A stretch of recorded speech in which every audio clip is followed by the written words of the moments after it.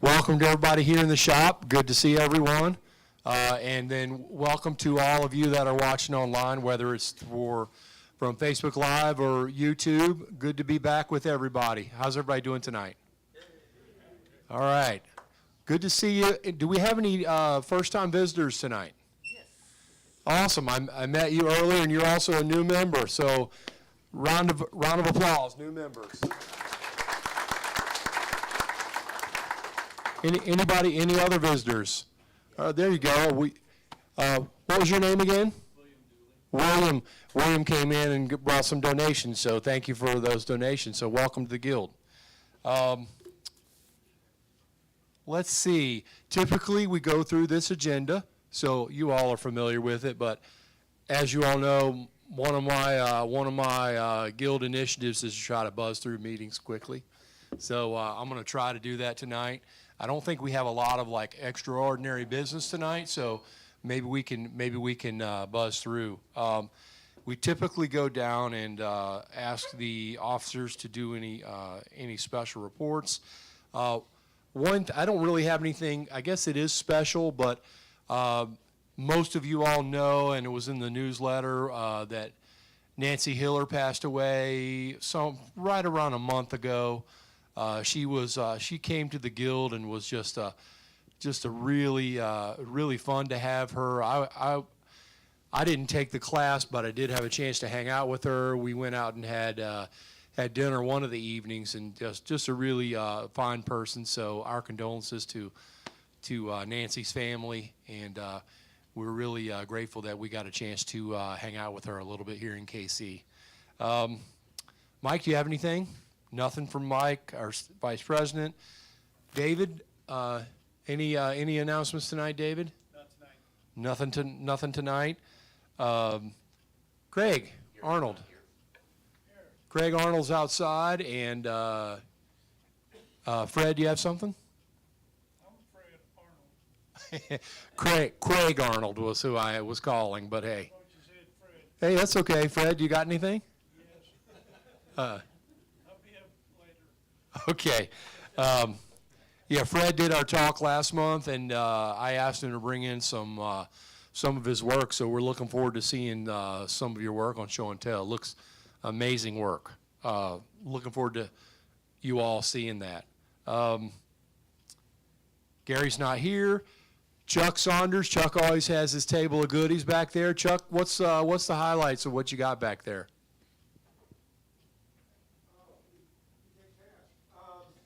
We take cash. We have some Wooden hand screw kits. fancy bench vise and router table. So a bench vise and a router table. So all of you online, which I'm not sure how many of you are, this is the stuff you miss. You could be down there just taking advantage of these amazing deals. So think about that next time you can drive down here and just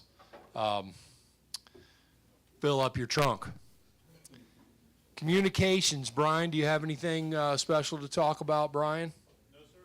Nothing from Brian. I know that I haven't seen Ron here, but Ron does an amazing job with our newsletter as a part of the communications team. And as always, if you've got something interesting and you all are doing something interesting, think about writing an article. If it's interesting to you, it's probably interesting to all of us as well. I know that sometimes we get I'm amazed with some of the things that are going on, and you might not realize it, but because you're working on something, you become a subject matter expert. So think about submitting an article, and then if you've got some other things that are on your mind and you think there should be an article written, let us know as well. Maybe someone could take up your cause. Don, librarian, he's got magazines and books as always, and those are amazing bargains. I think I've said this before. I've spent a lot of time, effort, and money over the years trying to collect some of the things that he's given away essentially for free. So I know we're in a little bit different era than that, but sometimes you flip open those old fine woodworkings from the 80s, and it's amazing how good those articles still are. Woodworking hasn't changed a lot,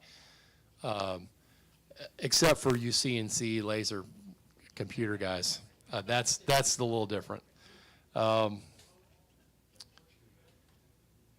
We do have social media accounts, so I think a lot of you know we have a Facebook page, and Kevin Thomas has always been really good about posting content on there, and we actually get members of the community asking questions, and people step in, and it's really good. So check it out, and if you've got something that you want to announce to a large woodworking audience, participate there.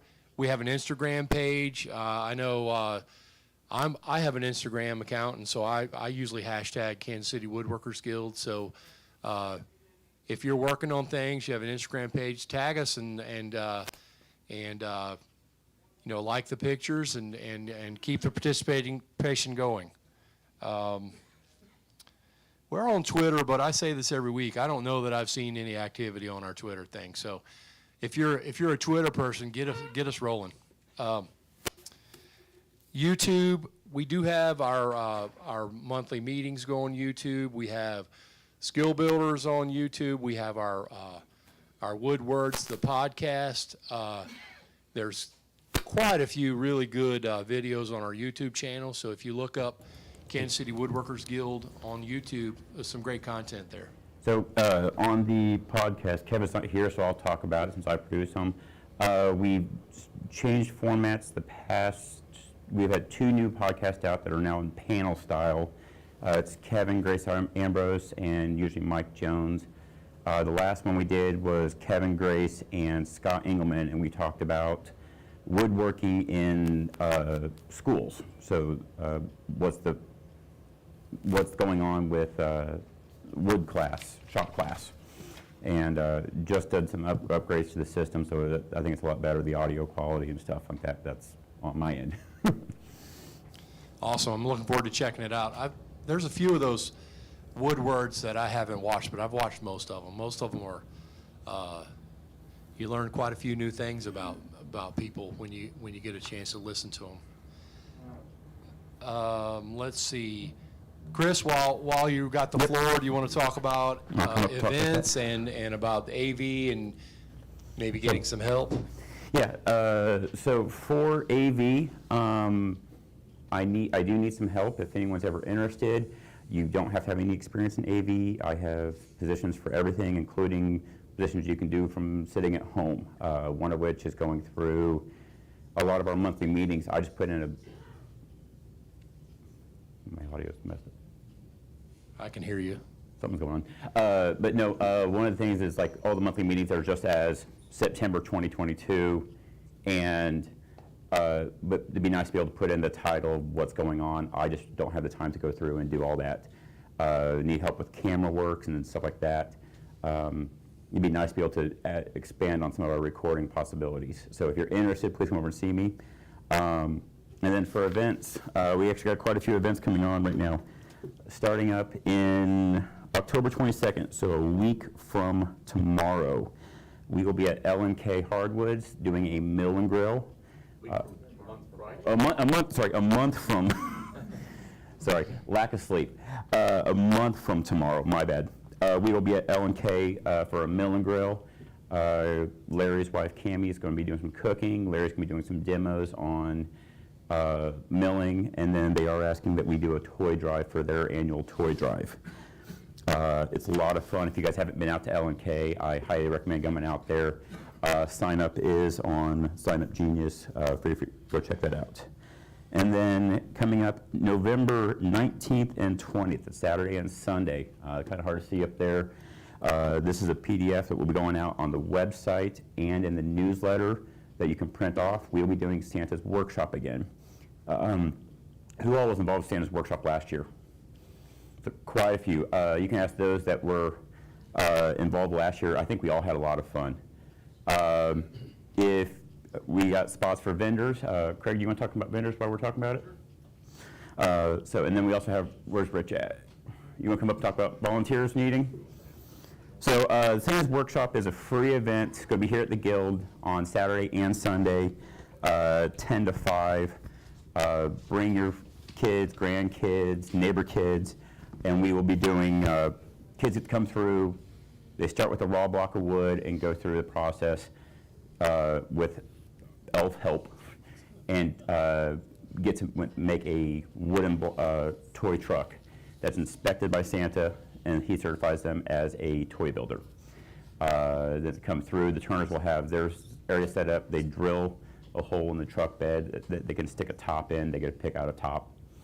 And then this whole mobile shop area is set up for gift mart. So gift mart. All righty. For vendors, if you are interested in exhibiting here at the Guild during Santa's Workshop and Holiday Gift Market, the deadline to sign up for that is November 4th. That's 2 weeks before the event, the Friday 2 weeks before. I had interest in people wanting additional tables. If you want an additional table, there's a spot in the Sign Up Genius to notate that, and if there are any open tables left, you'll be one that will send you an invoice, and you'll sign up on the wait list for that. Yeah, for an extra table. If you just want to exhibit one day, because we have some people that have other commitments, a single day is $15. But if you are an exhibitor for 2 days, 2 days will cost you $25. So you get a little bit of a discount by doing 2 days. You will get, we do plan to feed the exhibitors and also provide booth sitters. So if you need to go take care of some business, go eat, go to the restroom like that, you'll have that opportunity to do that. We're also new for this year. I know a lot of our members said, well, golly, I only make 1 or 2 things, that maybe, a cutting board or something. I'm like, great. This year, you'll be able to put your one or 2 items over on a table that is just for Guild members that want to sell 1 or 2 items. Notice how I'm emphasizing 1 or 2 items. Or a dozen? Is that what you're no, saying? No, 1 or 2.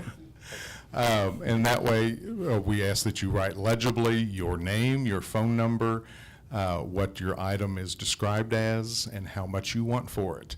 If somebody buys it, we will stick either the cash or a check made out to you in an envelope, and you can come pick it up later after the event. And also any unsold items can be picked up after the event. We will not be taking credit cards at that table because each vendor is responsible for taking their own credit cards. The Guild is not going to get into the credit card business with that table. So it's only cash, only checks will be accepted at the Guild member table. So any questions on that? All right. How many items? 1. Very good. Thanks, Craig. So in addition to the, Position of a prominence. So in addition to the mart, we also are going to have the other part of the event is kids being able to make it, or they actually kind of walk through and have a truck made while they get to watch at most of the tables. They get to do the final assembly in the assembly room. This, for a lot of kids, this is an experience of seeing a block of wood change into a toy for them, and spark the interest in doing the craft that we all love. For this, we need to have lots of volunteers. We actually have 4 different sessions, one on Saturday morning, one on Sunday morning, one on Saturday afternoon, one on Sunday afternoon. For each one of those sessions, we need 20 volunteers. Only 7 of those have to be green tags. So if you know somebody who would like to help out, but they're not part of the Guild, we have spaces for them as well. But we're going to be looking for about 80 volunteers over the whole course of this, or people who do multiple shifts. That's another way of getting it. So we will be sending out the link, and I will say, from having done this last year, it is probably one of the most rewarding things I've ever done. It's definitely a good way to kick off your holiday season. So yeah, if you guys have any questions on anything, feel free to ask myself. Yes. You might also point out about at 9 o'clock on Saturday morning, possibly Yes. So we're got 2 different groups, large groups that are interested in coming in. We're also working on trying to get one of the news stations up here. So if you're coming in on Saturday, we might ask you to come in a little bit earlier so we can get those through and possibly have the news here to cover that at the 9 o'clock hour. But once we get that finalized, we'll be able to change the schedule on that. So if you have any questions on it, feel free to ask myself, Craig, Rich, Mike. We'll be happy to answer anything for you. If, depending on how show and tell goes on break, my plan is for the intermission, I'll be showing a video we recorded last year of Megan and Kevin going through the process of making a toy. So if you guys have any questions, it was a lot of fun last year. Anyone who's worked it last year can tell you this floor out here became a racetrack for everybody's little toy cars. All the kids were down on the floor racing them around, so it was a lot of fun. It wasn't just kids either. Yeah, and if you have those hammer block things, those will be on Craig's table, so if you're interested in getting those. It's also a promotion for the Guild. Yes. Tell me about April's husband. A very good friend of mine came through with her kid, and her husband, I think, was looking around the shop as more excitement than the kid. And when I started telling him about the Guild and the membership, he's got him, his oldest kid, and then his wife, and I told him about the Guild, and he was just, honey, honey, honey, honey. And he was super excited about it. We did get quite a few members last year from it. I know we had a lot of the base came through, and we had a couple members that came from that. So it's a lot of fun, guys. If you're interested, please have any questions, ask us out, and also don't forget about that L&K Mill and Grill. Awesome. Thanks, Chris. Thank you, Craig. Thank you, Rich. Okay, going down the agenda, membership. Jim Berard is he's our poobah in charge of membership. Anything to report? Current membership, 922. 922 members. We will start the renewal process at the November meeting, so it's no Okay. months. So just if you all didn't hear that, we'll start the renewal process for next year at the November meeting. And that renewal is a discounted rate up until what time? End of February. So, and then at a certain point next year, you can't renew anymore. You have to start over, which means As of March 1. as of March 1. So that means you'd have to go through all your safety training again. So just coming up, you all know this. You all know the scoop.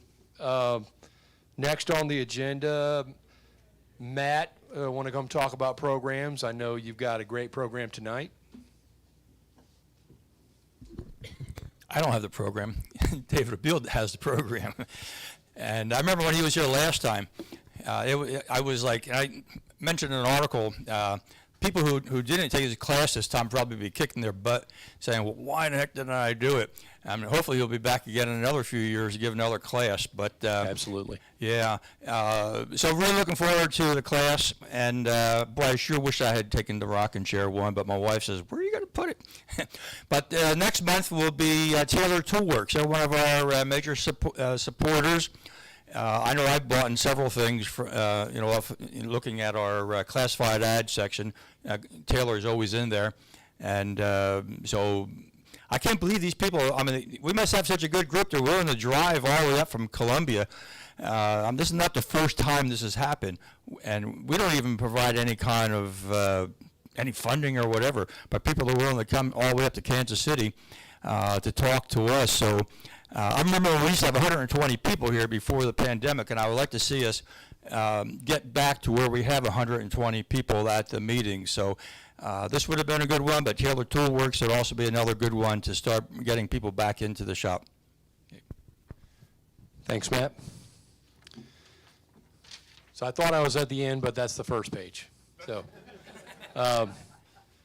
safety. Is Steve here tonight? Any safety announcements? I haven't seen him, so we'll move on from that. Rough to ready, nothing to report, Mike says. Sponsorship, Dwayne has raffle tickets back there. He has T-shirt or shirts, Guild apparel. So go check that out. You're gonna look awesome wearing. I should have some Guild apparel on, I guess, but I don't. I would look a lot better if I did. That would not be difficult for me to look better. Cal, Cal, I don't know if this is on or not. Blue? 25% off tonight. 25% off if you didn't hear that. So you got to jump on that. And you all at home, you're missing out. Another thing, sponsorships, always good reminder. If you buy things on Amazon, which I bet most of us do, go to smile.amazon.com and search for the Guild as your not-for-profit of choice, and they donate 1% of the purchase back to the Guild, and it has added up. I think we're in the four figures now after doing this for a few years. So I think it's over 1,000, 1,200 or something like that. I think it seems like it's getting a little bit more traction. So remember that. I know I'll have to double check myself. I know I bought a few things in Amazon, and I've done smile.amazon on several things, but the last few I can't tell you if I've done that or not. So I need to go back and redouble my efforts. Kevin Thomas is not here for training, so we'll skip over that. His granddaughter had a birthday, and he thought that was more important. Yeah, granddaughter's birthday, so we'll give him a pass, and we'll make him work extra hard next month. The skill builder, do we have a skill builder scheduled for next? Does anyone know? There's one scheduled, it's not quite confirmed yet. Okay, not quite confirmed yet. I love the skill builders. If y'all haven't come, it's just a free program that someone comes and shows something special about their craft. I've been able to teach a couple of them. I've enjoyed those, and they're amazing. They're free, and you don't even need to have a green card, or don't even need to be a member. Just come check it out and learn something cool. Now, on our agenda, we go to our special interest groups, our SIGs, and see if we have anything special going on. We have a handful of SIGs. The Carvers SIG, do we have anything to talk about from the Carvers? I know I saw Jim here, or Dan. Sorry. You got anything? No? Okay. Night with Carver. Tuesday night, and that is Big Carver. fourth Tuesday of the month. Come in and bring your carving projects from 6 to 9. Do fire carving, traditional carving, help you out with that. We have wood, we have tools. Okay, if you didn't hear that, Fred says we do power carving, we do traditional carving. They have wood, they have tools. If you want to start to learn, those are the guys to check out. CNC, Ed, do you have anything to discuss tonight? The CNC group meets third Tuesday of the month from 6:30 to 7:30. Hand Tools meets fourth Sunday of the month from 2 to 4. Rob, do you have anything special to discuss on the Hand Tool SIG? The next hand tool SIG will be sharpening, plane blades, and chisels, and other straight cutting blades. So if you didn't hear that, the subject will be sharpening. Probably nobody in here needs help sharpening, so that's something that's really easy. All woodworkers get sharpening right. Now, do you want me to come in and demonstrate the belt sander method? Scroll saw SIG. John, do you have anything special to report? George? Nothing special. I will announce that the second Wednesday of the month at 7. So if you want to come learn scroll saw or learn, just see what it's about, give it a try, come get with John or George, and that is the second Wednesday of the month at 7. Laser engraver, Mike? Got a microphone, Chris? Orange? You're on. There, I'm on. Okay. Laser engraver meets the fourth Wednesday of the month. What we're going to have this next week is some Halloween decorations. that you can layer up and make different things. They're always fun. And if you want to get trained on laser engraver, come to the SIG and we'll do a training session following the laser engraver SIG. And it Okay. starts at 7 o'clock, fourth Wednesday of the month. Awesome. Great opportunity if you're at all interested in the laser engraving. So we've made it through the agendas. Anybody, Brian, do you have something to add on the agenda? You mentioned the newsletter, and Ron, who does a wonderful job with that, he sent me a message a few minutes ago saying that he is open and willing to let someone challenge him in doing the newsletter or help with doing the newsletter. Ron puts a ton of time into that, and getting the stories together and laying it out, and he's willing to teach a little bit with that. Obviously, he wants you to bring some skills to the table, but this is done in a lot of the Adobe products. So if you have an inkling to want to learn some of that from somebody that knows it really well, that would not be a bad skill to have. So if you are interested, hit up communications on the website and send us an email. Awesome. Thanks, Brian. So if there's no other regular agenda items, we go to what many times is my favorite part of our meetings. We go into the show and tell. We've got the never duplicated Jim Bainey. He's one of a kind. He's going to come up and walk us through. At this time, if you have show and tell projects, go kind of get in line with your project and be ready to dazzle us with your skills. Okay. First of all, Ellie, where are you? Where'd you go? Ellie, come on up here for a second. Sure. We'll start with you. That's okay. So the main reason I came here tonight is to tell you that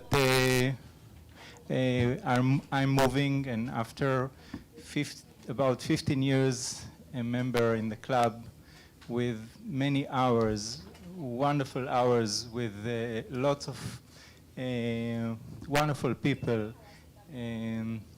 This club was an amazing place for me to hang out, and I want to thank each one of you that we work together for many hours with lots of fun. I want to thank you for the great time. Okay, so talk about your turn. So I joined the guild. I started with whittling, and then I became fascinated by wood turning. So this is and there are wonderful turners here. Some of you are turners as well in the club. So this is a kind of the wood is very special. It's called camphor, and the smell of it is like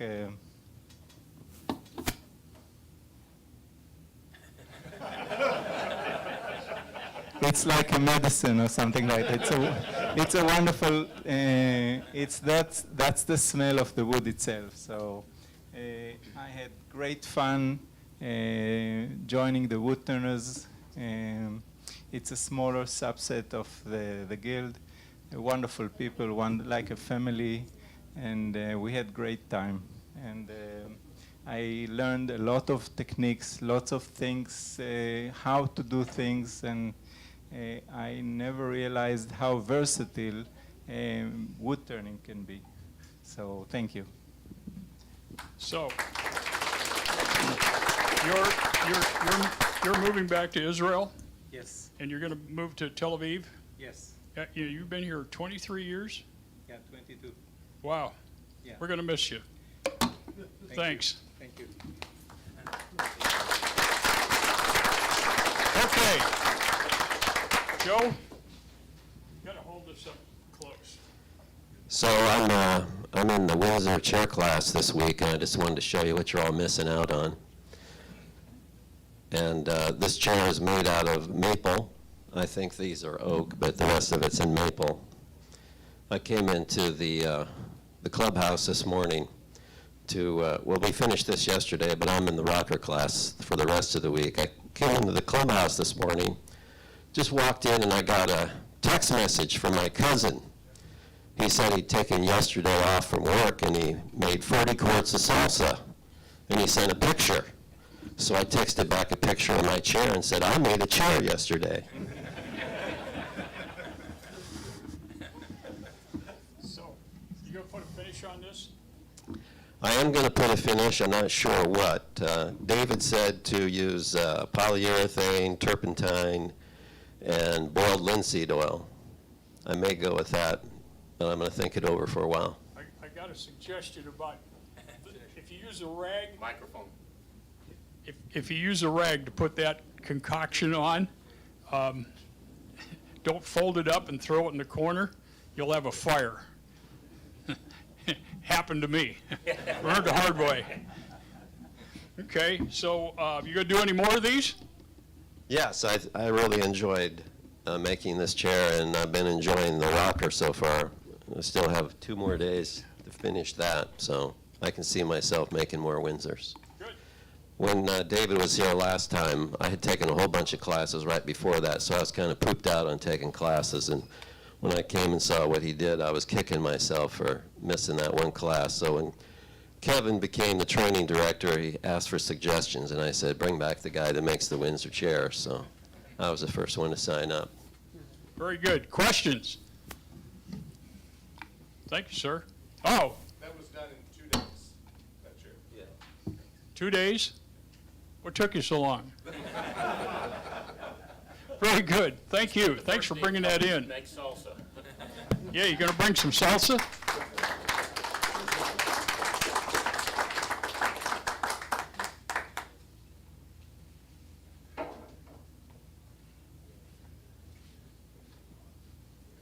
Here, I'll hold this. You All righty, hold that. thank you.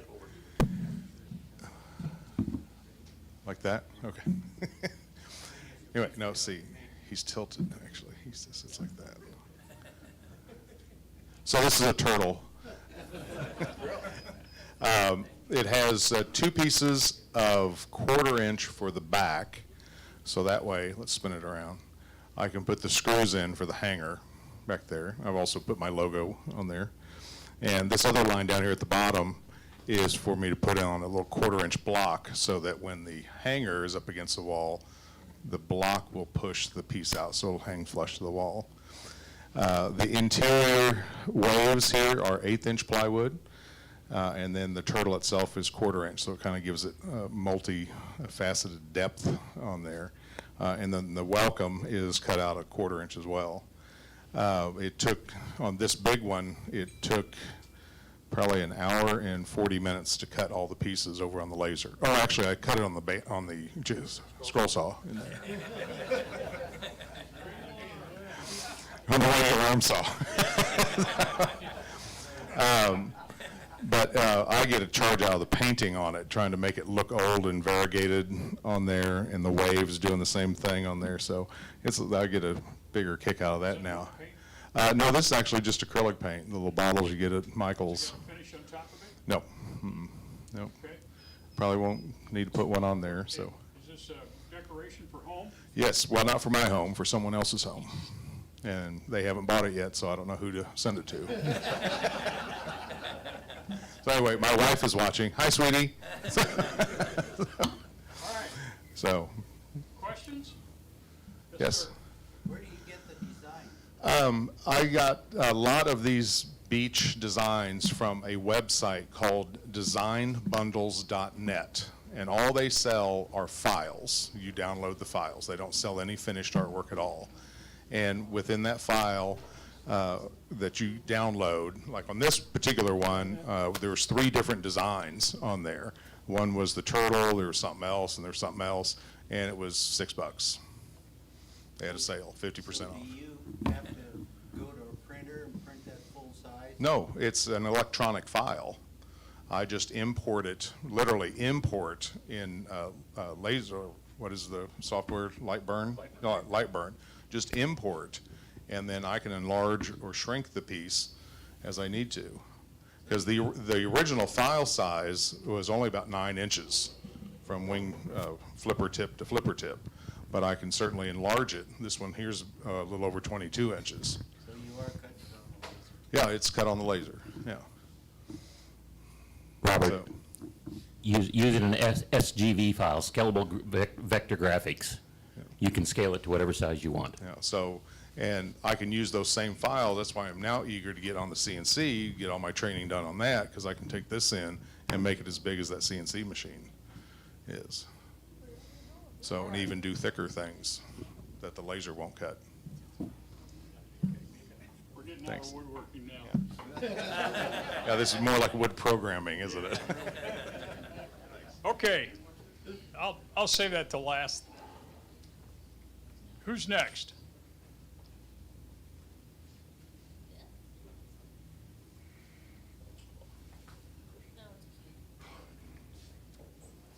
Greg?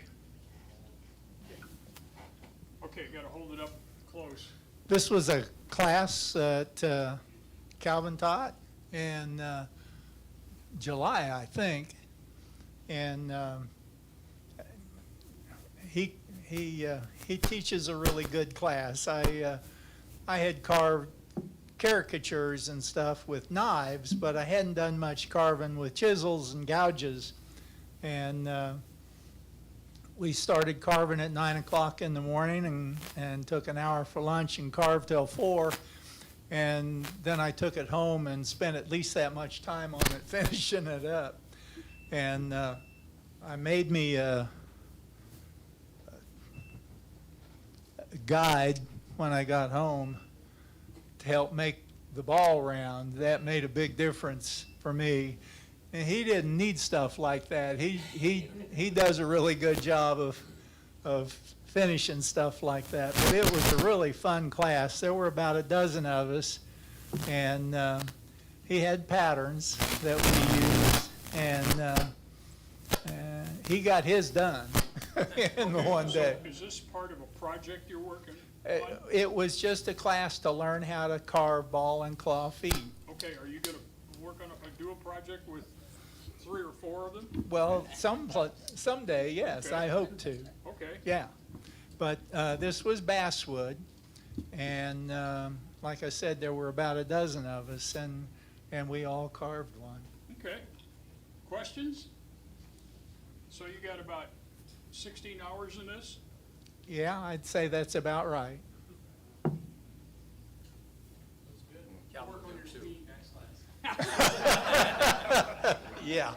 Very good. Thanks for bringing that in.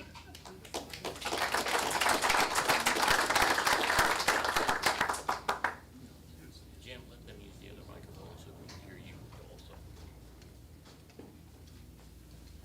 Hi, Chuck. Long time no see. It's my first one since COVID.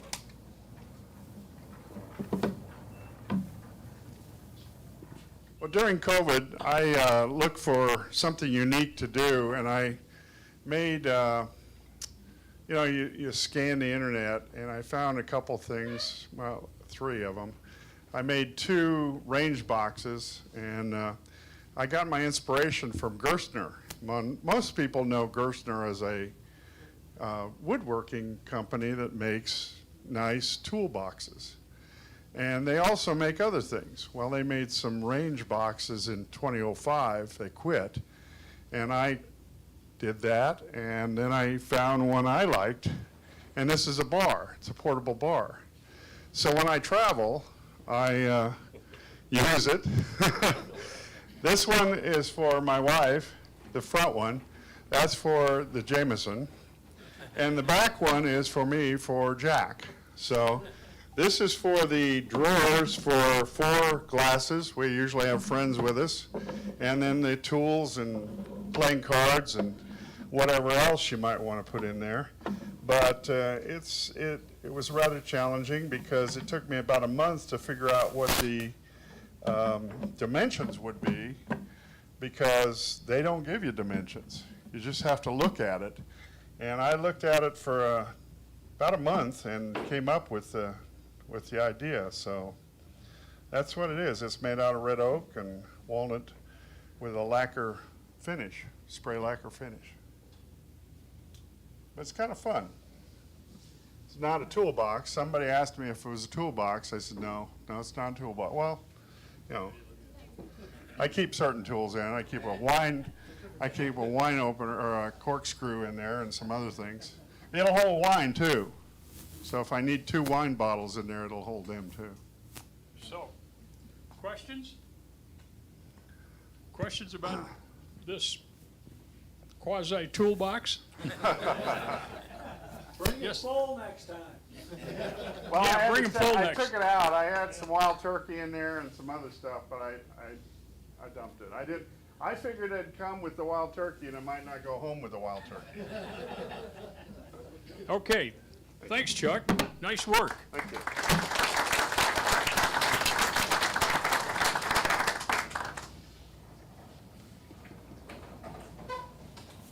That's a big one.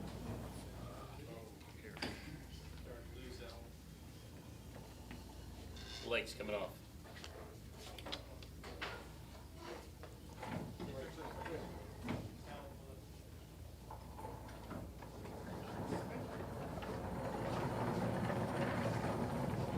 I'm not sure where that's good.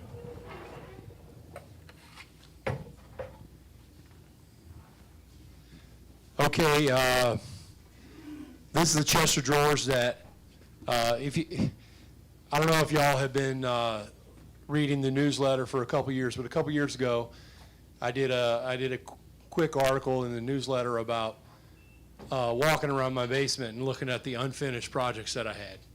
And one of them, you know, I think I had 6 right away that I started and put it away. And you guys know me, I'm pretty productive. I do a lot of projects and I get them finished, but sometimes the ones that are fun get pushed away to the ones that are priorities and vice versa.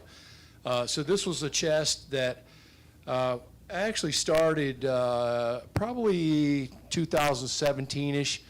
I don't know if anybody is here, but we did sort of a mentored class where I tried to teach people how just the process of how to build a chest of drawers. And you know, a lot of people bring their boxes in for show and tell. This is my box. But it's pretty traditional. It's dovetailed case.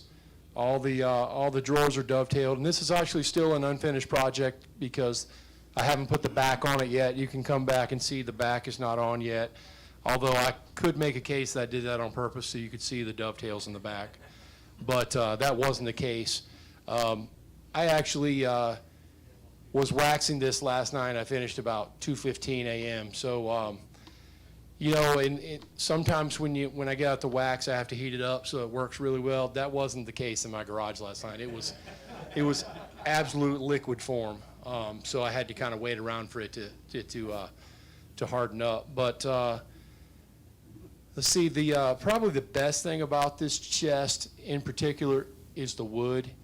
It's just the chest itself is relatively simple, but the wood is just spectacular. I know I've heard a lot of people in the guild over the years say the best wood is free wood, and I always say the best wood is the best wood. So I'm typically apt to maybe pay a little extra to get the wood that I really want. And years ago, I actually saw a piece that inspired this was out of a book, and I had a commission for a cherry dining table, and this is 2007 when I did that. And I called Alien Lumber, which is my go-to lumber supplier in Pennsylvania, and I said, here's a chest I want to build. Can you just throw some wood in and make the drawers curly? And, you know, sight unseen, this is what I ended up with, which is, I mean, Aryan lumber is not like, it's not like you can run down to the store and get a piece from them because they're in central Pennsylvania. But I've never been disappointed with their wood. Some of you all have had classes with me. I've bought the wood from Erie and Lumber, and I think you would all say the materials are typically spectacular. I don't know that there's a whole lot more to say. One interesting thing, so this got 3 dovetails in the top, so the dovetails show when a lot of times you have their top is applied on the top. So this one you get to the dovetails have to show, which means they've come under more scrutiny. They're certainly not perfect, but they look pretty nice on the top. I haven't really had a chance to go through it and fine tune. I know there's some tweaks and things like that, but for finishing it last night at 2 a.m., I think it's in pretty good shape. This is destined for my daughter's apartment. When I started this class, I had in my mind that this would be a chest of drawers for my daughter's college graduation. She graduated in May, so there was a little bit of pressure, but she was actually moving in back to our house for a while after college. And about 3 weeks ago, she said, I've been looking at apartments, and like 2 days later, she said, I found an apartment, I'm moving out. Hey, Dad, where's that chest? So got me to press forward on it a little bit. So that's essentially it. I've talked enough about it. Y'all have any questions about it? I have a question. How did you make this profile around the top and the top of the bottom of the top and the top of the base? So I roughed it out with the table saw, kind of rectilinear cuts, and then I carved it using using gouges. I carved it with using those saw tracks as a gauge. You know, once you take that track out, you've gone deep enough, and then smoothed it with carving chisels, and then we're wrapping a 100 grit sandpaper around a broom handle does a pretty good job of slicking it out. So that's how. That's not a router bit. No, there's no. I don't have a router bit that does that. Did that.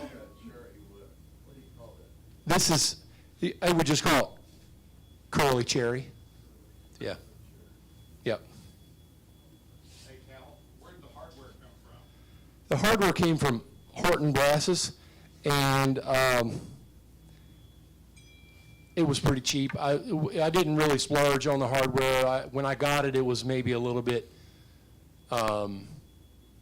thinner than what I would typically go. If I could go back, I would buy something more expensive. But these actually look pretty nice, and they came in 2 days, and they're pretty inexpensive. So. Are you going to put locks in the drawers? No locks. It's just decorative. There's just no need for it. It wasn't a super strict repro. I have plenty of pieces where I put locks in, but that's when I was trying to be much more stringent on my, reproduction accuracy. So you're cutting corners on your daughter's pieces. You bet. You bet. Absolutely. Any other questions? Yeah, Robert. No ball and claw feet. No, not everything I make has to be ornately carved. So yeah, this is somewhat in the Newport style if you're interested in that. So the original was based on one that they say that was made by John Townsend, maybe when he was really early in his career before he started doing the block fronts and the more complex pieces. So. Any other questions? Awesome. Awesome work. That was all.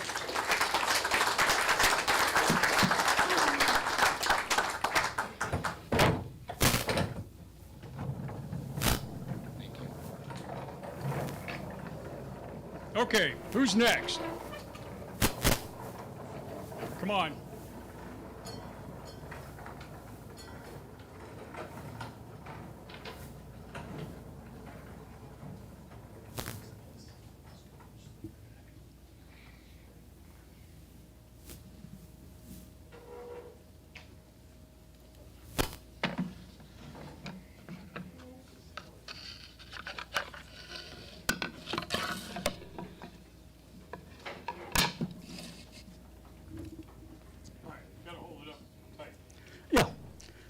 I recently acquired a new toy, and so I started playing around with it, and these are the results. And then, of course, like any kid, has to frame them and so forth so that everybody can see them and look good.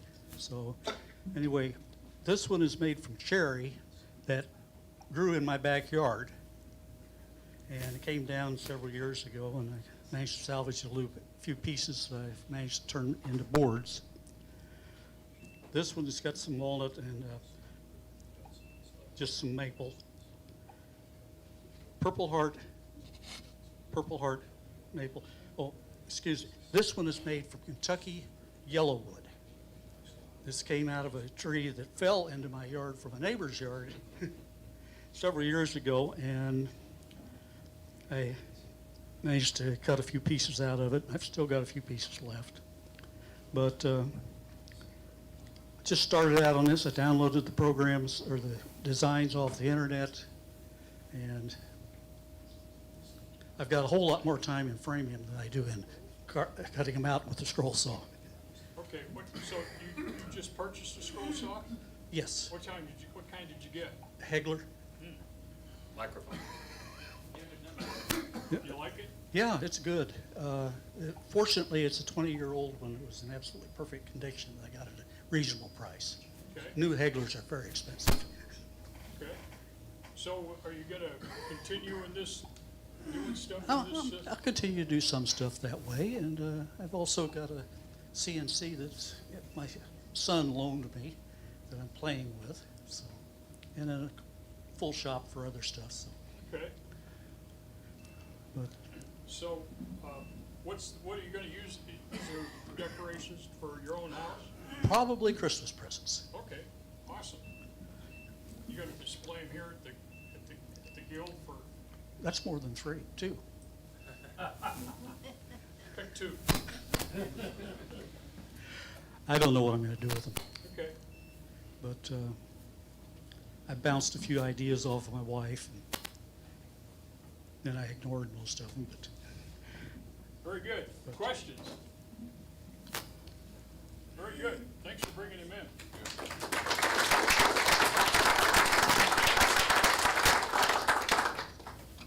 Okay, Master Carver.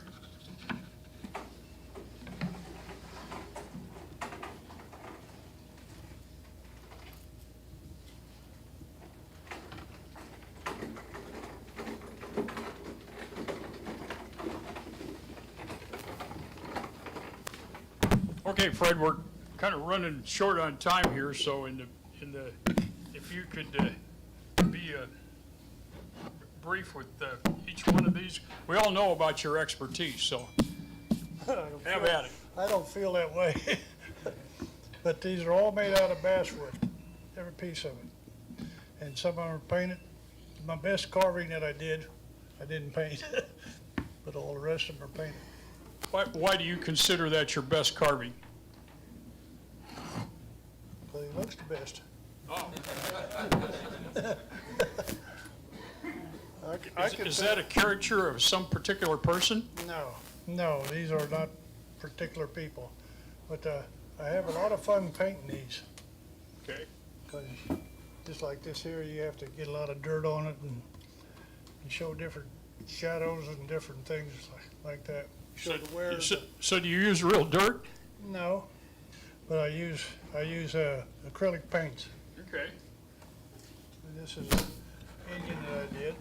Some of these here I brought once before, probably, but Calvin wanted me to bring them again, so I brought them again. Okay, turn them around to face the camera there.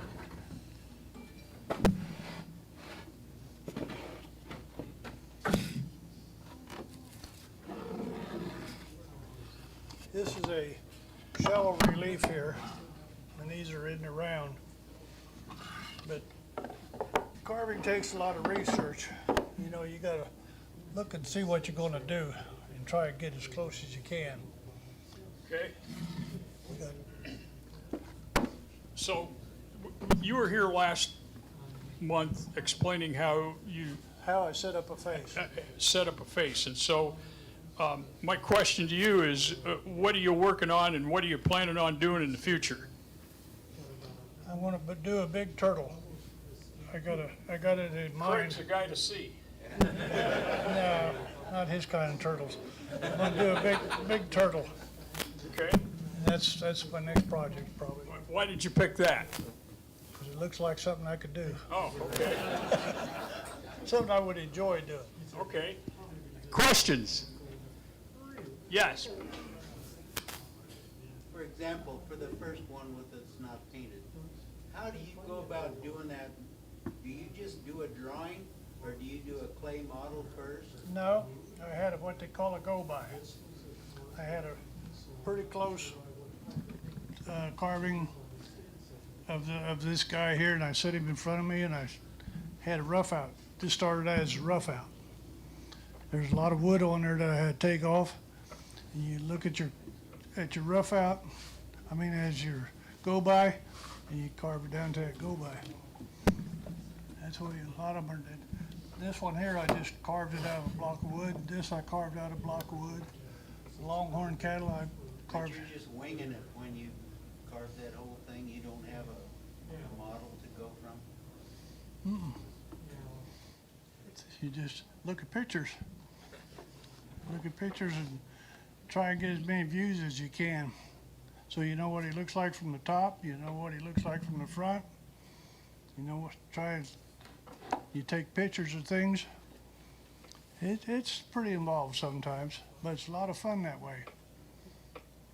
You just push a button and it makes something for you. How do you get those horns on that bull? That's made out of aluminum. And I just shaped him, then I drilled holes in his head and set him in there and glued him in there So how do you get the aluminum horns? out of a piece of aluminum. I got it out of a probably a 1/4 inch shaft, and I just run them off with my belt sander until I got them in the shape that I wanted. And then you put one in, and the real trick is trying to get the other one to look like it. That's where the real trick comes in. Any more questions? Thanks, Fred. Awesome.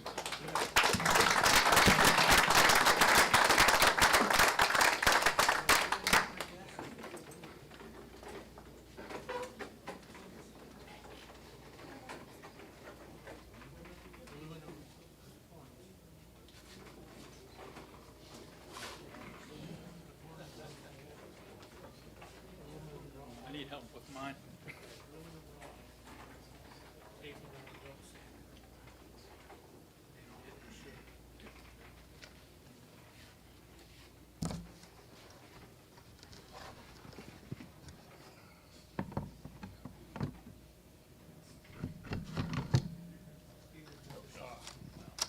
Okay, gotta hold it up close. Yep. So, this is a Peregrine Falcon. It is actual size. It's taken me about 4.5 months to make it. The background is Dan and I and a group of guys went to Springfield to a taxidermy show and learned this process on how to make this. And it's out of plaster and I don't know, what would you call that? It's a metal like substrate that you can bend and manipulate however you want to form it however you want to, and then paint it from there. So this one, it's all acrylic. I used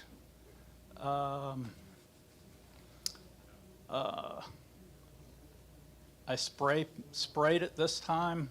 In the past, I've just been using brushes, and this time it's airbrushed, and it's my first time I've ever used an airbrush. So I thought it came out pretty well. How many hours do you have in this? It's 4.5 months. I have no idea. I started tracking the number of hours to begin with, and then it got depressing, and I just said, no, it's not worth it. so yeah, So what, is this hung in your home? yeah, Okay. yeah. Have it on a wall in the home. What are you working on now? I just finished this, so I haven't started something, but I am going to probably do cardinals next. Something smaller. Hopefully it'll take less time. Questions? Awesome piece. Mike? Yeah. On the individual feathers, is the change in color, is still the same color, or are you outlining the edges of the feathers with something else? You lighten the edges of the feathers. There's darks and lights that are used, and you're layering and layering and layering different colors on it. So there's probably about, I don't know, 6 different colors that are used. So you go from light to dark, you paint it all light, and then Yeah. put heavier. Yep. Yeah. Question, John? Will that hang on the wall? Yep. Okay. Yeah. Yeah, it's not meant to be laying flat. You're gonna hang it on the wall, no? Yeah. Yeah. Any other questions? It's an awesome piece of work. Wow, I'm so impressed. Thank you.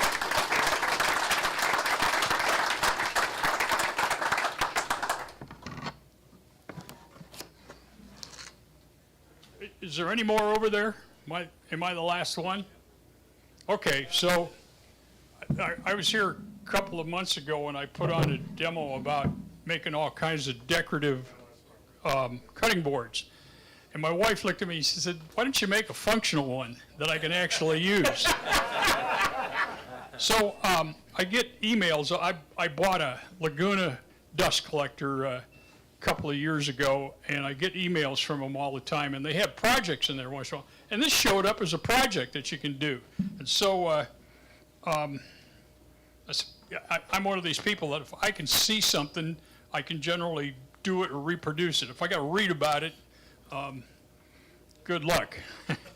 So I got about $50 worth of wood in this thing because it's Paduke, and instead of using American walnut, which, boy, the quality of American walnut right now really sucks. There's just no way to put it. So I use Peruvian walnut, which is a lot more consistent, and I made it all end grain, and I just poured the mineral oil on top of it, and it turned black. I was really impressed with that. So took me an afternoon to build it. Took more time to glue it up. I'm not real pleased with some of my glue joints on here because when you're gluing that many surfaces, you got to really hurry, because by the time you get to the finish, your glue is starting to set up on the other end. Fortunately, I have a really good drum sander. Otherwise, I don't know how you'd finish out an end grain cutting board without a good drum sander. So I'm giving it to my wife to use. So that's it. Questions? Thank you. Where did Peruvian, What's that? where did walnut come from? The Peruvian walnut? Yeah. I got it at Peru. Peru? I got it at Rockler.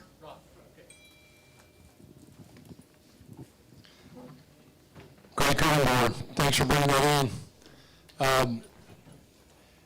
We're done with our first section, so we're going to take a break.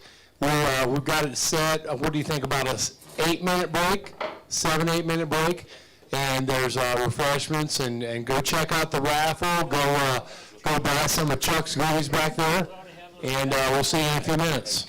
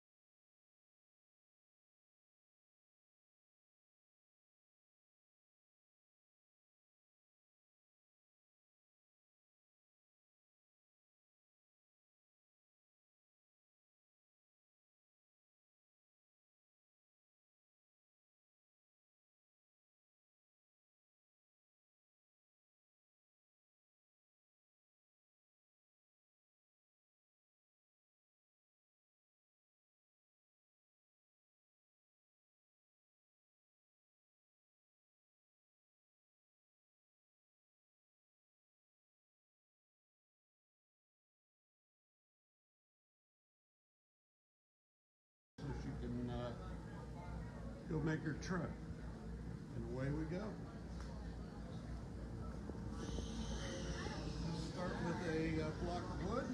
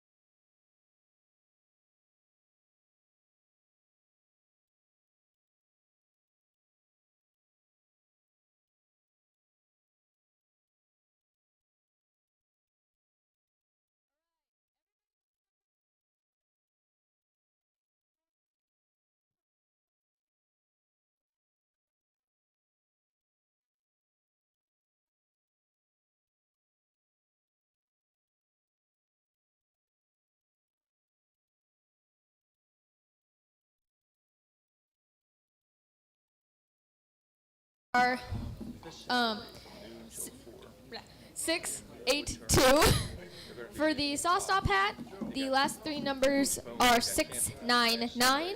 For the wood finish, the last three numbers are 707. For the magnetic push tray, I think that's what it's called, the last three numbers are 706. For the two books, the last three numbers are 655. And for the cutting board template, the last three numbers is 692. If any of those are your numbers, come collect them. Otherwise, they're going back in the closet. All right, congrats to the raffle winners. Hey, Matt just came up and gave me an announcement. This Saturday from noon to 4, the wood turners are going to be turning tops, and that's open to anyone who wants to come in and maybe learn about that and be around. You don't have to be a member, so that's just an announcement there. What's the specific reason for that? They're getting their stock built up for the Santa's workshop. Stock build up for the Santa's workshop. So anybody who wants to come in on Saturday for the wood turners, that's an opportunity. We're going to go ahead and move to our program. I'm very excited. David Abeel is here, and yeah, I'm going to let him talk about himself. Obviously, he's been here, and you've seen the work of his and his students. So it's going to be a great program. So David, it's all yours. Thank you. I combed my hair for this event tonight just because I knew I was going to be on the camera, so it's a very important occasion. It's great to be back in Kansas City. It's been 5 years since I've been here. We gotta get our microphone. There we go.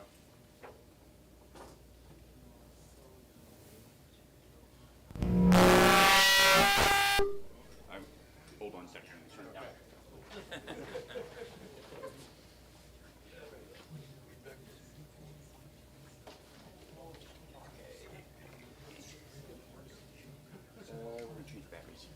Give me your mic. I can project too, but. Because we're online. Okay, we're online. Yikes.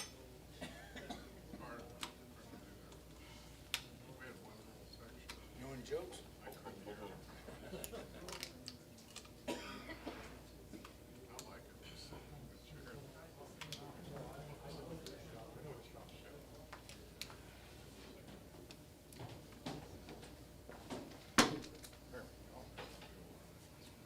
The batteries weren't dead. That was the problem.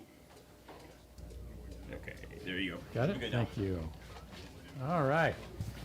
Well, my name is David Abeel. I'm from Traverse City, Michigan. Stand behind the counter, please. I'm sorry, stand in front of the camera. Here we go. Whatever. That'll work. Traverse City, Michigan. And my hometown is Rochester, New York, actually Henrietta. And got a bachelor's from St. Lawrence University up in Canton, New York. And then I went out to Seattle for a couple of years. I figured, hey, I'm going to blow 2 years of my life. Let's go to some place that's fun, you know. Seattle, Washington. It was wonderful, and I got a master's in social work and then spent the next 40 years as a social worker doing administration and fundraising kinds of things. And I have, like most people, you know, kind of an unheated garage and a little work area. Did a lot of honeydew projects, but didn't feel a lot of reward from, I felt I could get a lot more out of my shop time and shop experience. And so I needed to get focused. And I was in a bookstore, leafing through some of the books, and lo and behold, I ran across a book by Mike Dunbar called Make a Windsor Chair. And the thing that impressed me as I went through the book was the fact that he was working in a very stark basement kind of setting, just had a bare table, you didn't have a shaving horse, you didn't have a backyard, he didn't have a big log, you know, that he could drag, a tractor that he could drag a log up. And I thought, boy, you know, this guy's making a beautiful chair, and he's working with the most bare essentials. I could do that, you know? So it was kind of a revelation for me, and I started trying a few attempts at making chairs. I took a class. It was very helpful to take the class because I could see it kind of from beginning to end, and You will get very familiar with what the various tasks are you have to get good at in order to make a decent chair. And I said, hey, these are not that hard. I could do this, you know. So I really began to focus. It turned out the instructor for my class only lived about 4 miles away. And we met by accident one day a few years later, and he said, hey, why don't you come over, work for me, and do some turnings. And so I said, sure, you know, I'd never turned before. I didn't own a lathe, but I was going to give this a try. And sure enough, over a period of months, as he was yelling at me because don't do it that way, can't you see that mistake, you know? Eventually, yeah, I can see the mistake now, you know. After a few hundred repetitions, you get to see all kinds of things that you never realized were going on before in your work. And so I really decided to zero in. And for me, getting focused, having a purpose to get out of bed in the morning when you're pushing 73, it's a very important thing. And it's very, very fulfilling now, the time that I spend in my shop. I'm there 7 days a week doing something that I really enjoy. I get to travel around the country and visit groups like this, folk schools like J.C. Campbell down in North Carolina. I always schedule going down there during the wintertime because it's so beautiful weather. And in the fall, I always go to North House up in Grand Marais, Minnesota, a beautiful spot. I have a couple slides of that in here in my slideshow. So this has turned out to be a great thing for me. I really enjoy doing these classes, and as you can see, the students do terrific work. I've kind of evolved my own work to specifically do the classes, because what I realized is I didn't want to become a factory. And when a guy one time said, oh, I really like your chair, would you make me a half a dozen chairs? And my heart sank, and I realized, no, I don't want to make him a half a dozen chairs. In fact, I don't want to make me a half a dozen chairs of the same thing. It's the creative process. That's what turns your crank. It's doing something different each time, trying to improve on what you did the week or the month or the year before. That's what really is the key for me. And so I love doing the classes because each class is different. The talent levels, the experience backgrounds of the students is always a different pattern. And so there's always some kind of a crisis to solve during class. And I love that creative thinking and problem solving as a team getting to the goal line. So we've already had 2 days of class, and we've done the side chair. Let's see, the side chair, you already saw a great example from one of our students. And now this next 3 days, starting today, and we'll have tomorrow and Friday, we're going to be doing the armchair, and some people are going to be doing the rocker. And I brought along the mini settee because this is kind of the type of wood that's becoming very popular now in our classes. It's called the Ambrosia Maple. And the ambrosia beetle burrows in there, plants his eggs. The larvae then leave. They don't kill the tree like an ash borer, which girds the tree and kills it. They just leave a lot of bacteria behind, which in turn stings the tree as it grows. So they look like little fish kind of coming through the wood. It's a random pattern that adds a little color and a little diversity to an otherwise very blonde sort of wood. This is soft maple. And we've got some painted examples. Nobody paints their chair anymore. You always learn something from all of your classes. And I was going on and on about how to use melt paint and how to stir it up and how to apply different layers and so on. And then I said, by the way, how many of you are going to paint your chair? And nobody raised their hand. And that's when I realized don't waste their time and don't waste your time talking about melt paint, because nobody's going to do that. They want to finish clear and see all the colors of the wood and all the natural beauty of that's going on there. And this is we also have a bench here that I just kind of brought along to show that you really don't have to have a whole bunch of woodworking talent in order to make a beautiful piece. People think you're a great woodworker if you have a nice slab of walnut and you're able to put some neat joints in it and some legs so it won't tip over when you sit on it. Here's our rocker piece, and then we have the long bench. I just wanted to show that because you too could be doing this. It's not that complicated. It just takes some repetition and focus. And that's the way it is with just about any aspect of woodworking. It takes repetition and focus, and pretty soon you're almost unconsciously doing this, and you're out in your shop, and you're getting started in the morning, and all of a sudden you look up and it's 3 o'clock in the afternoon, and you're realizing you missed lunch because you're so focused. You're in another world. It's just wonderful. It's a great way to spend retirement. It's a great way to spend any portion of your life if you can get that kind of riveted attention. So we'll do a few slides real quick, and let's see if I can, there we go. So this is your basic group. We have one of the chairs on the forward right here that is with us tonight. It's a walnut seat that and the white oak spindles. I just point that out because it's been around for about 20 years, but it's still holding up really well. I use it all the time in front of my computer. So I get to travel. I have a great vocation right now. I get to travel all over the country and meet with terrific groups. Here's our Monday, Tuesday group that did the side chairs and the stools. It was side chairs and stools. A great group of talented people. Here we are on the porch of in North Carolina with a rocking chair class. Dave. I'm sorry? Right there's Oh, I can look right up this way. Here we go. And here we are we're down at John Wilson's. Many of you have taken his shaker box class here. This is John Wilson's out in front of his workshop. And you can see we had a variety of outcomes for that class. And here we are in Midland, Michigan. You get the idea. This is now we're down in Ann Arbor, Michigan. And a couple gals did some beautiful work on some stools and some benches in Traverse City at the local community college. And here we are. I was here 5 years ago. Same background, same sign. And Kirk Wanless was there. He's come out to Michigan a couple times to do other chairs, and fun guy to work with.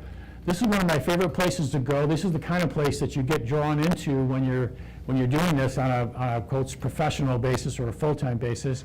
This is a wood miser. We're looking at the back of a fellow who's operating a wood miser in Glendale, Michigan, which is close to Kalamazoo, and they make billets here. That's all they make. And so this would be another look at their workshop.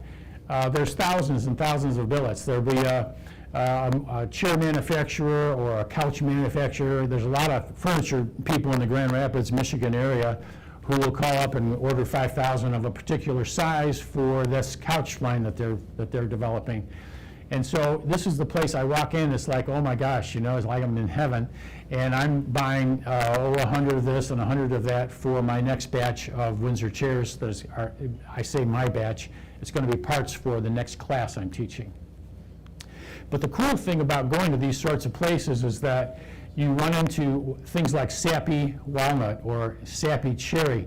It's not that it's sticky with sap, it's just that you're out towards the sapwood, so when they're cutting the log, they're including white wood as well as the usual darker cherry or the darker walnut that you're expecting. And so this is not acceptable to most commercial manufacturers of furniture because it's a variance in the color that they want. In fact, they'll take this group, these are all walnut sticks. I just wanted to show you what the variety of shades are. There's blues in there and whites and blacks.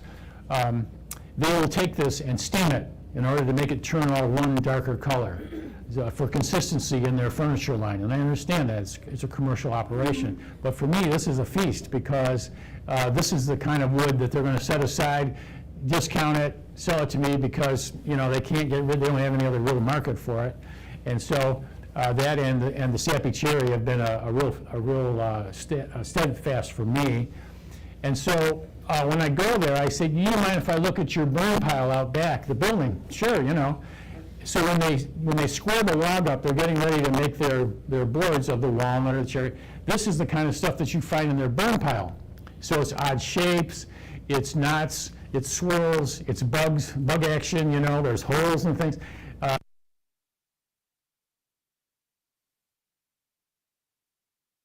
The turning billets that I bring back, this is the kind of stuff that I get to feast on and run through the planer, and it's just beautiful stuff, and it makes for great combs and other arms and other accent parts for your chairs. And as I mentioned earlier, you look like a great woodworker, but basically it's a very nice walnut slab. This would be one of the things that I pulled out of their burn pile. So let's see, we got to skip there. Okay, there we go. And Ambrosia Maple, as I mentioned earlier, is a very popular thing. If you go to your lumber supply, this will probably be the cheapest wood you can buy. cheaper than cherry, cheaper than regular maples, twice as expensive. But again, there's no market for this in a big, kind of commercial sort of way. So if they have Ambrosia Maple, it's probably going to sell for $250, $275 a board foot, as opposed to walnut, which is sometimes, up into the $12 and $13 a board foot arena right now. But cherry, interestingly enough, right now anyway, has fallen a little. I don't know why, but it's fallen off in price. You can buy 8-quarter cherry in southern Michigan for about $4.50 a foot. So it's like, wow, there's just all these interesting variations that go on depending on what color schemes and what's hot and what's popular with the furniture designers. So again, here's that Ambrosia Maple for the seat, and then we had some kind of a spalted beech, I think, for the legs. But you can make all kinds of really cool pieces, not very complex, and they're really showpieces. And here we go. This is our Ambrosia Maple settee that I brought along. I call it the mini because it's about 12 inches shorter than my full-size settee, and it's about 12 inches longer than my side chair. So yeah, I call it the mini. And you don't have to have Ambrosia Maple to make it look cool. This is just good old poplar here for the seat, and we have some walnut accents. Here we go with rainbow poplar. There's some kind of mineral in the soil that stains the interior of that tree, and so it makes for really cool colors and contrasts. And we have some type of a spalted oak there, I think, for the comb. This is everywhere, I don't know, on the drive here, everywhere I saw juniper along the sides of the roads, and it's aromatic cedar. But again, there's not much market for it. It's all full of knots and imperfections and cracks and defects. And so this would be the kind of thing, if you're making commercial furniture, you don't want it. But boy, if you're doing a one-off stool, it's a terrific thing, because look at the color. And here it's shifted to more of an orange, but this is exactly the same piece that the prior slide was. And you can see how this makes for a really cool bench. So once you get the technique of doing compound angle drilling and some of the other basics of furniture making, you can just apply it to any kind of a bench or any kind of a slab.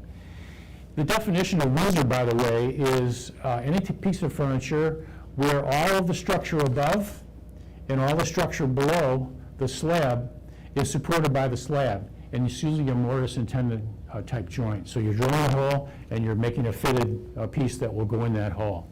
So as you can see here, lots and lots of little spindles, and lots of interesting bending. This was a great project. I did this many years ago, but it's a great example of Windsor furniture. It's not necessarily a chair. And here we go. This is our classic stool. This is what we did in our class on Monday, Tuesday. This was a student's effort down in North Carolina. I just wanted to show, though, that just one little accent that he put that little bit of a notch there in the comb up on top, and it's like a little cathedral, sort of accent. I just thought it set it off, and it matched the rest of the chair so beautifully. He did a great job. And here's a fellow that has a banjo-making business. Travener, let's see, Travisher, what was his last name? It was, he's changed his last name to Sawyer now anyway. Havener, that was his last name, and now he's changed it to Sawyer. But he makes about 400 banjos a year. He has a company with 4 or 5 employees. But he did a beautiful job sort of redesigning the arm, and then he redesigned the comb, and so it sort of has a Far Eastern flavor to it. I loved it. I thought it was great. And then 3 years later, after COVID, he came just this last fall and did in my class, and he made this rocking settee. He brought in a big piece of slab of walnut here for the seat, but he had the sensitivity to contrast those spindles. He insisted that he had to have ash spindles that were very contrasty with the walnut. I just thought he did a great job again. And these would be the characteristics of what I believe to be a comfortable chair, a successful chair. It's got to be sculptural. It's got to look like it's going to be. This would be a very traditional finish. This is milk paint finish for the chair. It's got to be portable. It's got to have a purpose. Otherwise, it's not going to be used. It's got to be a member of the family. So portability and lightness are very important. A lot of times you'll see people that are doing an artsy kind of thing. They'll have a big tree log, with some spindles coming out. To me, that's more of a boat anchor than it is a piece of furniture, You want to have something that will join the family, be flexible, take on a variety of roles in a variety of rooms. So that's my side chair, and then here's our rocker. And again, we're going to be emphasizing a gap. Usually, Windsor chairs have an odd number of spindles, 7, 9, 11, and that odd spindle is always right in the middle. And so a lot of Windsor chairs are not very comfortable, and when you sit in them, they're always kind of hunching to the left, or they're sort of hunching to the right. They're trying to get comfortable. That middle spindle is poking them right in the spine. And so what I decided to do was get rid of that and have an even number of spindles. Even though it's sort of sacrilegious, we've got an even number of spindles, and we've got that nice 2-inch or 3-inch gap right in the middle here, and you can really settle in. So I really, after we break here, I want you to try all these things out and give me your feedback as to whether you find them comfortable or not. I try to avoid horizontals. Everything here is vertical, and usually a lot of times in Windsor chairs you'll have the arm bow come right on through the spindles and back out again. Well, where do you put that arm bow? That is the challenge. And if it's too high, most people, that's too high, that's too low. And what you realize is that we all have a different sweet spot back there for our lumbar support. And so it's very hard to make a chair which is going to please everybody. And so I don't even try to do that anymore. I just go with verticals in the back, and we have a free floating arm. And now I have four turn pieces. This only has 2, but I have four turn pieces on and then this guy right here. So we have 4 turn pieces, which provide a lot of extra support, because a lot of folks get out of their chair by pushing out as they rise up.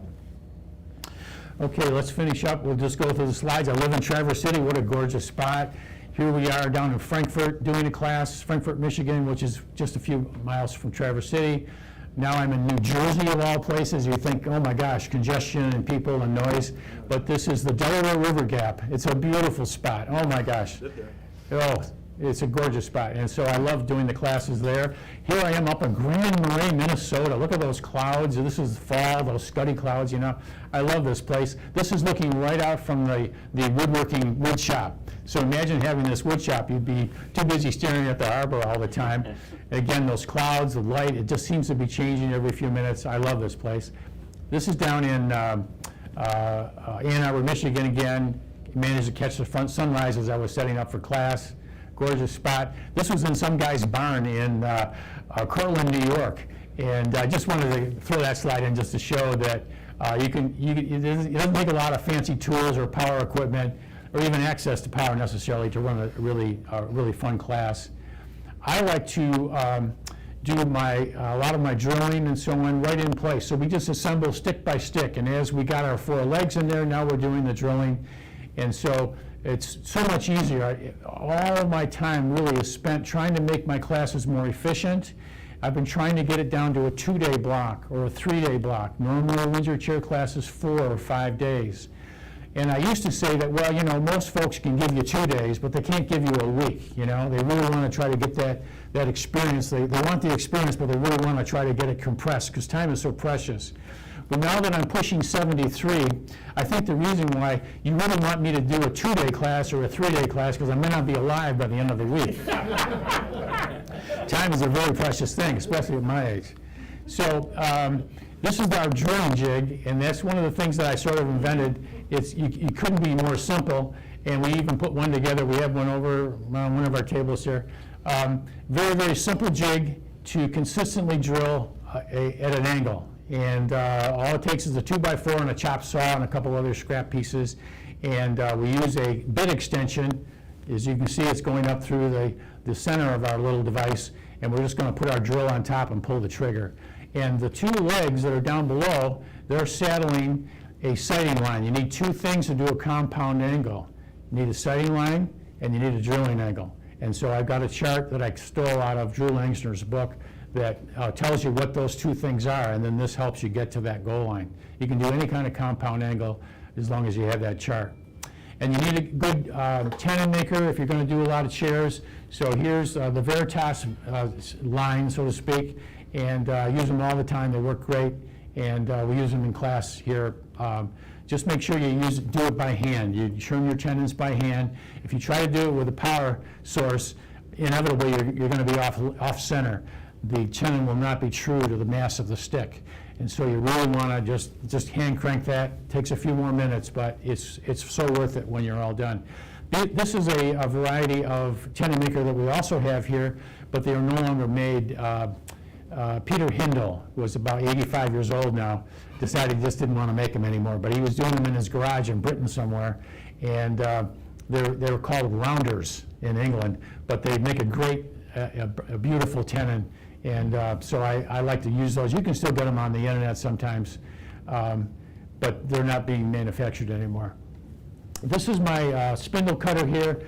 We're kind of short on time tonight, but I was going to demonstrate, make a lot of chips fly. But it's a series of Veritas cutters that we start out with a square stick. You can see in the background there.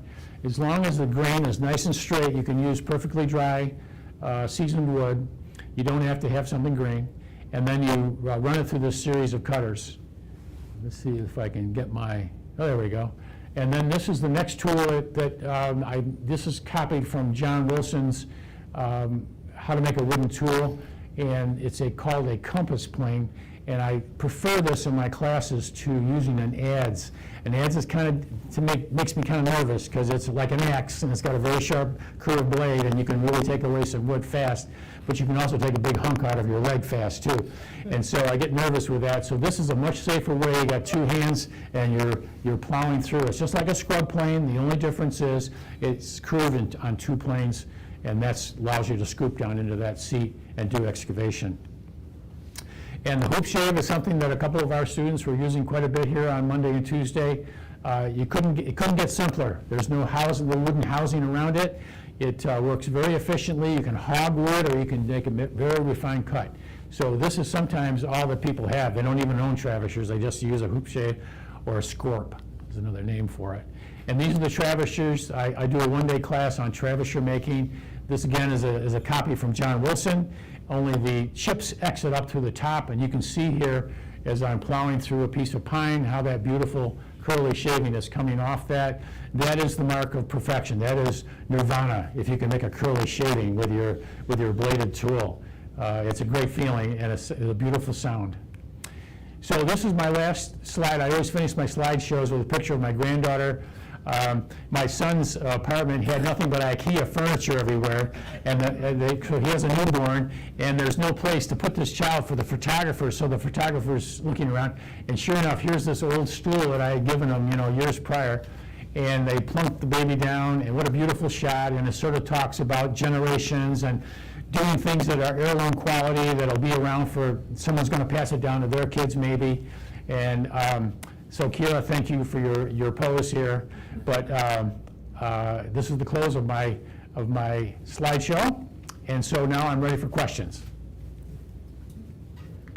Nobody has any questions? Oh, yes, we have one. How do you make those legs that are tapered? I just have a simple tapering jig, and I start with a square, and just make sure that as I'm passing by the table saw, that there's enough material down there for a tenon. So the widest part of the leg is at the bottom, and then the top part, which is where it's going to go into the seat, that's where you're going to make your tenon. You got to have enough material. I can throw it on the lathe, spin it, and then make the tenon that comes up into the seat here, 1 inch in diameter. I don't know if that explained, but that's how I'm doing it. It's just a homemade device. Very simple. And what about the stretchers? The stretchers? Yeah, same thing? Yeah, well, the stretchers are just, you just put that on a lathe. That's, okay. So you got now you can make your tenons true to the mass of the stick, so any length tenon you want to do. In the case of the bench, I didn't have a lathe that's going to give me a 50-some inch stretcher, and so I just use a slab of wood, a skinny slab of maple to be my stretcher, and I just sanded a flat spot on the two stretchers on either side, and then I could just put it down and peg it through. I just use a 3/4 peg for that. Yes, sir. What is the dark wood on top of your chairs here? The darker colors on the rocking chair? Oh, the rocking chair? What's the top part called again? The cone. Oh, it's just knots. No, what type of wood is the cone? Oh, this is pine. The pine? Eastern white pine. Oh, the chrome right up here, this is cherry. That is cherry. So all the accent pieces, the stretchers, everything is cherry except for the seat, which is white pine. Right. And then this is white oak for Okay, these. Yeah, for spindles, you really like to go for ash, oak, hickory, something in that realm, because it's tough, it's flexible, and as long as you can get the straight grain to be true, it'll be, even though you're down to a 3/8 diameter at the top, it's still very strong and will hold your weight. And how long ago were those built? For getting that dark color like that? This has been around for, probably at least 10 years. And this guy is pretty recent. I did him maybe last year. This I did just a few months ago. That guy has been around a long, long time. I brought him because he was a mistake, and I wanted to show you how forgiving. People say, oh my God, you're making chairs, isn't that hard to do? And, well, you know, it's like anything. If you do a few thousand of them, it's not hard at all. But what I wanted to show you here was that I made an error. I was trying to do my usual stretcher where we come through here, and I drove wrong, and so I stuck a tenon in there, cut it off, and so I hid my mistake. And if you paint your chair, you can hide a lot of mistakes. So that's a good reason, that's a good rationale for doing wall paint finishes on chairs. You can hide a lot of mistakes. But, so what I did then is I just took a stick, I drilled a couple of holes and pegged this guy in the front, and then I copied him in the back, and then I put my double-H stretcher through the center. So lots of ways you can kind of work around a goal, and it kind of looks kind of cool. And so, as an example, in the bench, I left a good solid quarter, maybe even a half an inch of tenon. I drilled through the leg. Rather than have a stop tenon, I drilled on through, and then I poked my tenon through there, and I wedged it, and then I made a big button out of it. So I wanted to brag a little bit about my joinery, see? And so I do that now on almost all of my pieces. I don't do stop joining anymore. I think on the side chair, that was a stop tenon. We didn't come all the way through. But on the other pieces here, you can see where we came right through, and we're showing the contrasting wedge. Dave, I'd like to make a comment. Sure. If you all notice that stool from a distance, it looks like leather. When I first saw it, I thought it was part of a saddle. That's wood. Yeah, there's a few nicks and scrapes in it here, but it's just the Travisher trail. So when you're working the seat, you have a choice. Do I leave this patina, or do I sand it right down buff, you know? And in this case, I just left the Travisher marks there. It looks like a little, I don't know, it's just like leather, like you say, or like a natural surface. So that's another variable that you can do on these. You don't have to necessarily sand everything to death and make it look like a commercial piece. You know, you can leave it kind of rough. In fact, leave the tool marks in the back there, and it talks to hand craftsmanship and the fact that you put a lot of time into this, and it just makes it a more personal. There's more of a connection you feel to your furniture. The other comment I'd like to make is I'm in a rocking chair class. My rocking chair, the basic structure is done in one day. Made the spindles, made the comb. He gave us a basic seat, and we had to fit everything in. I learned how to put all the spindles on the bottom, legs on it, and attach the rockers in one day. I'm looking forward to the next 2 days because I can't imagine what else we're going to do. Yeah, he's doing good. Yeah, It's going to be fun. You've got some very talented folks there. Yes, sir, in the back, yes. My question is that those oak spindles, are they always tapered or lean back at 14 degrees? And if it's on a long settee, are they flat on the same plane? Or do you try to put a little curve into all of them, you know, to hug the back, so to speak? The backs are, what I do is I have a bending form, and I take a comb that's already been bent, and I use that to trace, I just trace that, and so that's the pattern for my future spindles, okay, when I'm drilling. So I know the drill is going to line up pretty good. Just these spindles, as I poke them into the holes, are going to line up pretty good with this curve. So I actually started with the curve, and then the spindles kind of followed that. Okay, so what about the angle that's leaning back? Everything is drilled at 10 degrees, okay? And I actually have a sighting line that keeps getting more and more out here as I'm coming out towards the side. So this spindle doesn't have to be tortured, you know, bent in order to get out here. It wants to come out here because my butt was over here when I drilled that hole, okay? Same thing on this side. My butt was over here when I drilled this hole. I was using a sighting line. So So now, all these spindles want to fall into these positions. I'm not torturing them. You don't see some weird bending and distortion of the actual spindles, and they're not under a lot of pressure. So they're ready to do some work, and when you pull them all together like this, you've got 10 spindles. That's a lot of strength, especially if you've got a white oak or if you're working with any of the like hickories, ashes. It's very, very strong, but it's flexible. So if you bend this piece, let's see if I can grab one here. You're certainly welcome to. So here's a piece that came out of my cutters here. You can see how it's 3/4 of an inch diameter here, and it's 7/16 here, and it's going to finish at 3/8 when we're all done with our chair. But if I try to bend this, it's not going to bend in the middle. It's going to bend way up here. This is where the center of the bend is, okay? You want to have that kind of strength. If it breaks, throw it away. You really want that nice, beautiful grain that runs from end to end. So what's my point? Even though you've got small tolerances, you have a really remarkably strong a piece of work here. And when they're all together, they're very hardy.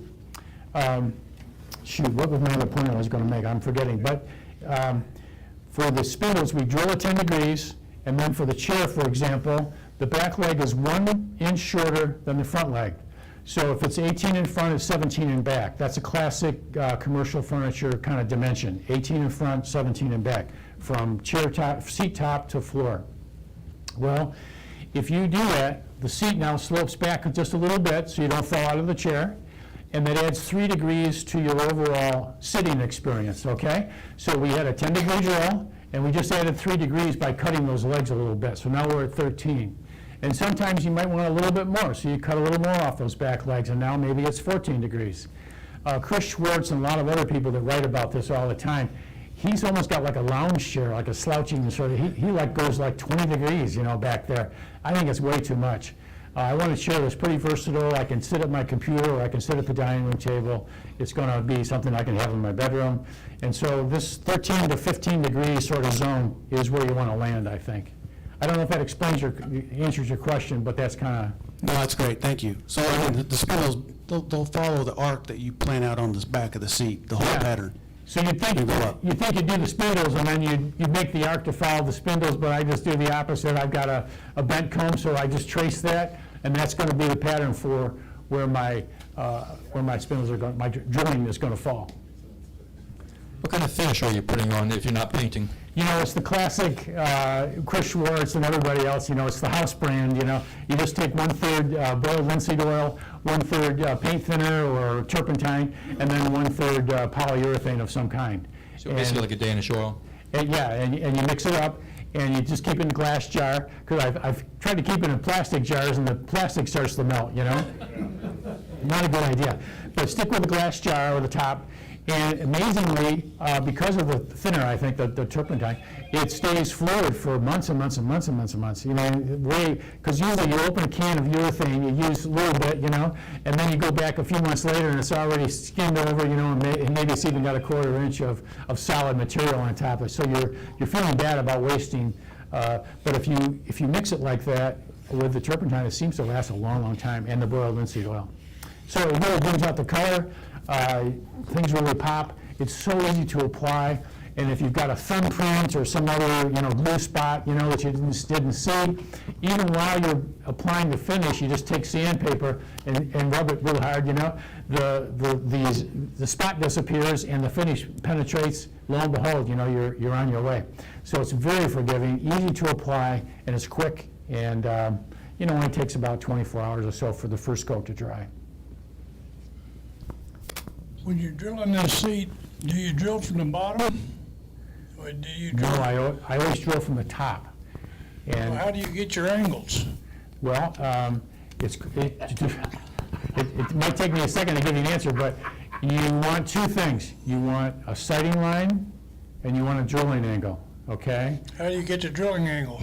The drilling angle is on a little table over here, and I'll show you. It's like a little trig table, a little spreadsheet, and if I want it 10 degrees forward and 10 degrees out, okay, that would be a compound angle, like my front. This is 10 and 10. Yeah. This is 10 and 10. This is 23 going back, and 10. I want more going back, because people want to rock back, so you got to give them more support. Plus your weight is pushing back here. Yeah, I see the So arms 23 are and drilled 10. at all kinds of angles too.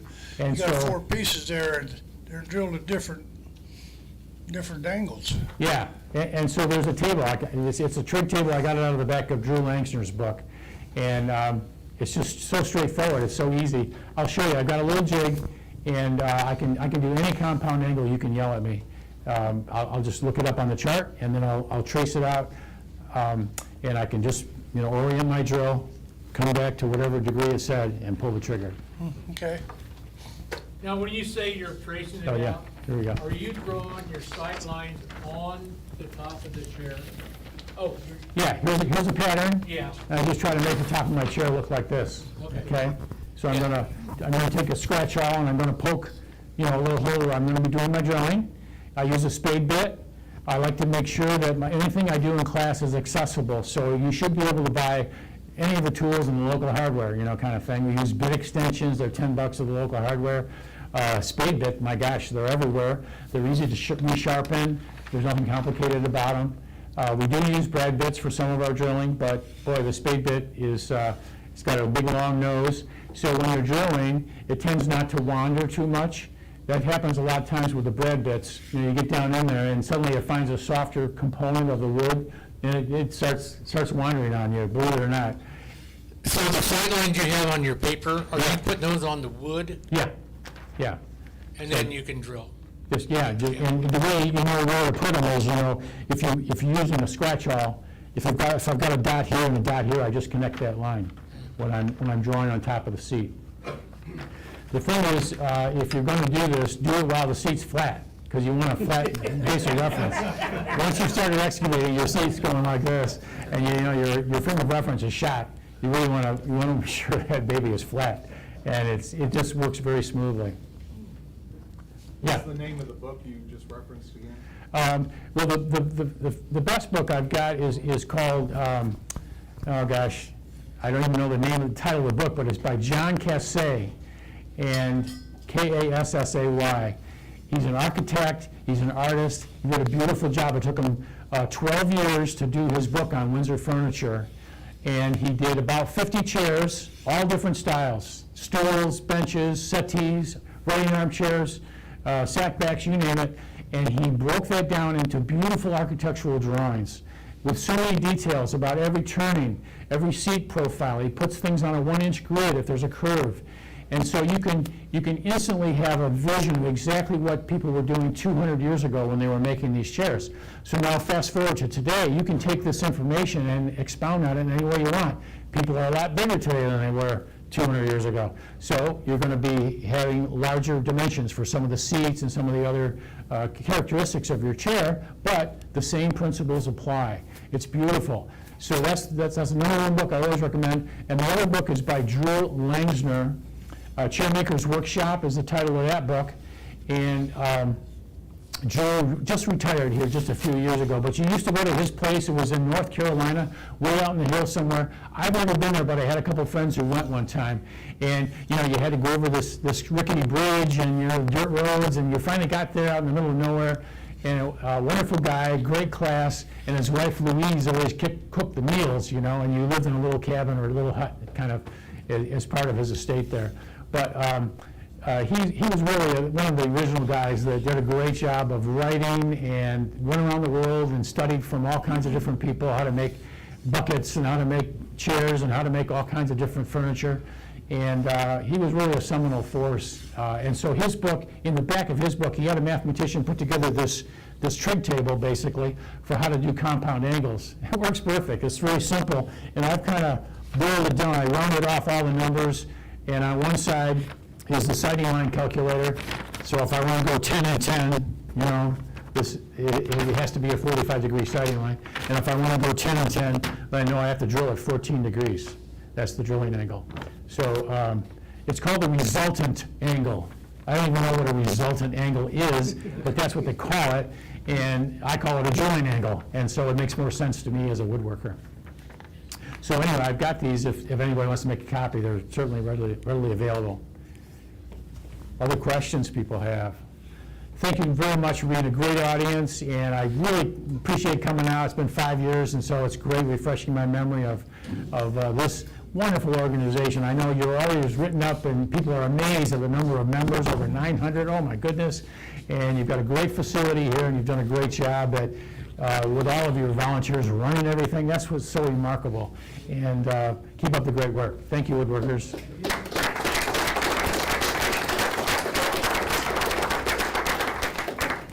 David, I want to thank you.